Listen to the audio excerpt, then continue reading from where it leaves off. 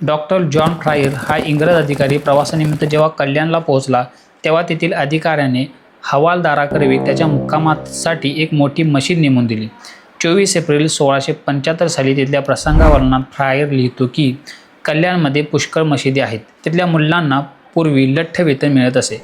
शिवाय हिंदू असल्यामुळे त्याने या पाडूनच टाकल्या असत्या, पण त्याऐवजी त्याने बांधणाऱ्यांचा हेतू डावलून त्या मशिदींचे धान्यांच्या कोठारामध्ये रूपांतर केले.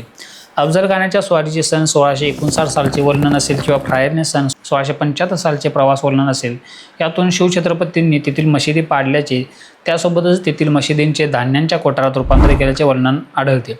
अर्थात महाराजांनी नीती स्पष्ट करण्याची ही उदाहरणे आहेत. त्यामुळे आपण बघू शकतो शिवरायांनी स्वतःहून आज्ञा दिली आहेत की त्या मस्जिदी पाडा, त्या मस्जिदींचं मंदिरात रूपांतर करा आणि आपली संस्कृती, आपला धर्म वाढवा.